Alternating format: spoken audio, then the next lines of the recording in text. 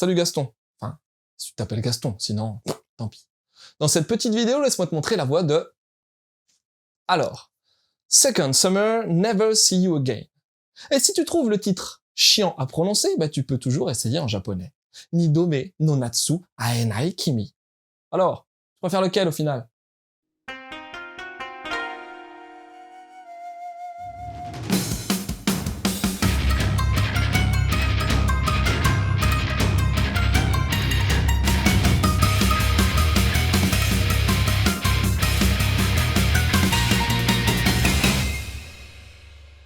Ah, le lycée, cette bonne vieille période d'il y a quelques années, on va dire ça comme ça. Shinohara Satoshi est un mec plutôt basique. Ouais, il a pas pour mission d'aller niquer des démons ou bien de sauver la Terre des aliens à gros coups de vagues d'énergie. Il sait juste jouer de la guitare, et c'est déjà pas mal. Et un jour, alors qu'il jouait tranquillou dehors, t'as Moriyama Rin, une petite nouvelle qui l'interpelle, puisqu'elle reconnaît la chanson qu'il est en train de jouer. C'est du Animato. Non, pas du Animetal, du Animato. En fait, c'est un groupe qui a eu un petit succès et qui avait été formé dans leur propre lycée il y a quelques années. Rin kiffe Animato, et comme elle aime bien chantonner, elle voudrait trop mettre en place un groupe de rock histoire de, pourquoi pas, jouer à la fête du lycée. Ouais, j'ai dit pourquoi pas car depuis le succès d'Animato, il est interdit de faire ça. Mais bon, pas de faux suspense, ils vont réussir. Ouais, tu le vois cash dès la 2e page alors. Mais j'ai aussi un autre truc à te révéler sur l'histoire. Rin, elle est super malade. Et peu de temps après le concert, elle va clamser. Ouais. Désolé de pas prendre de gants, mais c'est comme ça. Et le problème, en plus du fait qu'elle est morte, c'est que Satoshi s'en veut grave, car il lui a dit un truc qui lui a pas plu juste avant qu'elle passe l'arme à gauche. Bon, déjà mieux que clamser, pas vrai comme expression. Mais le délire, c'est que Satoshi va remonter le temps et il va pouvoir revivre toute leur aventure. Depuis leur rencontre, en passant par la formation du groupe, jusqu'au départ prématuré de Rin. Eh ben voilà, je l'ai ma formule poétique pour dire qu'elle a canné, bordel de merde!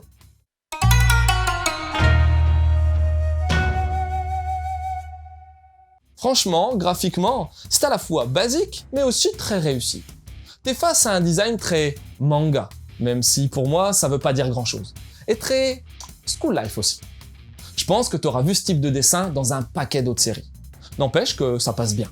Les persos sont beaux et malgré le peu de détails sur les visages, on distingue bien les personnages et la retranscription des émotions fonctionne. Tu verras pas des masses de décors par contre et j'aurais aimé voir plus de méticulosité dans les instruments de musique. Mais ouais, au final, le dessin m'a plu. Pour la mise en case, c'est pareil. Assez commun par rapport à ce qui se fait de nos jours, mais propre et efficace. Il y a de la variété, les compos, c'est-à-dire le positionnement des personnages dans les cases, apportent une belle fluidité aussi à la lecture. Non, sans déconner, techniquement, c'est solide et il n'y a pas à tortiller. Doki Doki sort cette série en 2 volumes seulement avec une cover identique à l'original. Les onojap sont accompagnés par une trad française qui s'incorpore parfaitement. La traduction fait le taf, bref, RAS à ce niveau-là.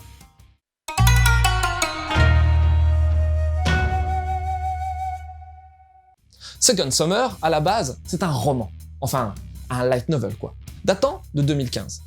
Son auteur, c'est Akagi Hirotaka, un mec né dans les années 90.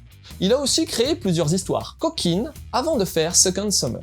Le light novel initial a été designé par Buuta, avec 3 O. Franchement, je te conseille d'aller zioter quelques illustrations de la demoiselle, car c'est pas dégueu du tout.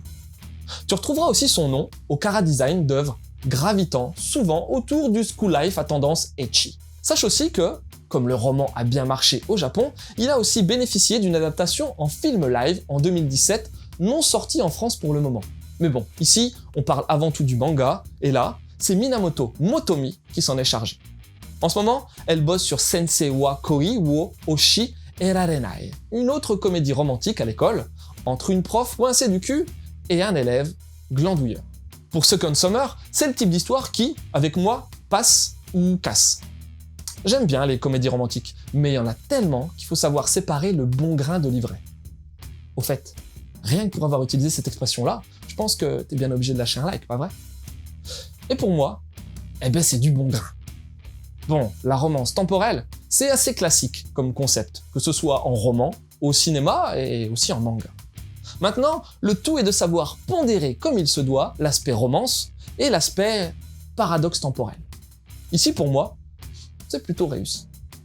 Au final, par moments, t'oublies même le côté retour vers le passé, un peu comme s'il s'agissait simplement d'un flashback.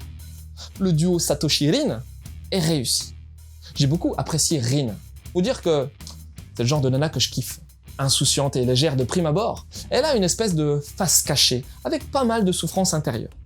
Ici, provoquée par sa maladie. Tout au long de l'histoire, elle va le cacher à tout le monde. Mais comme Satoshi le sait, et que nous aussi on le sait, tout l'intérêt de la narration résidera à savoir comment Satoshi va agir avec elle.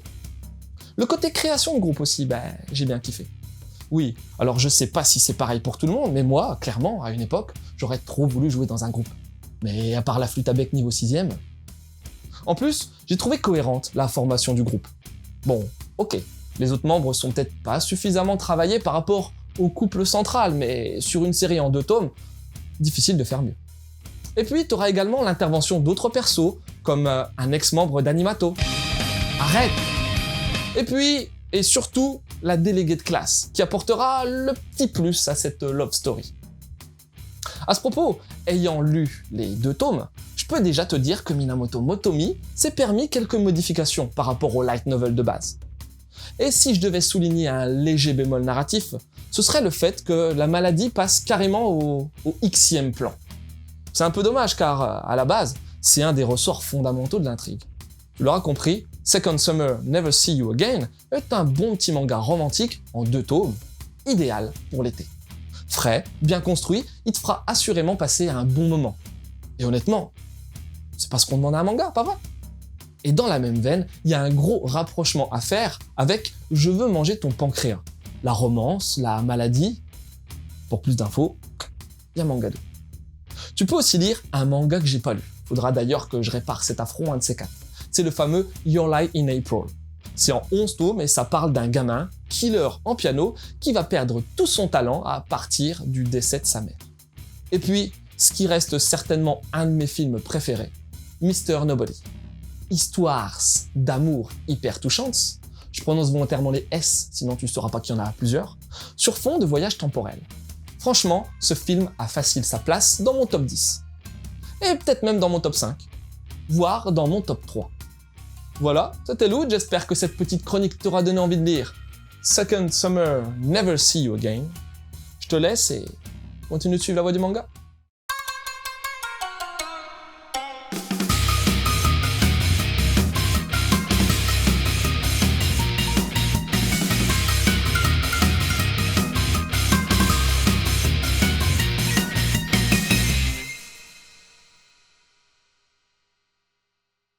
Le voyage dans le temps.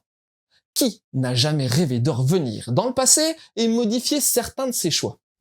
Maintenant, heureusement que c'est pas possible, franchement, parce que t'imagines le bordel que ce serait?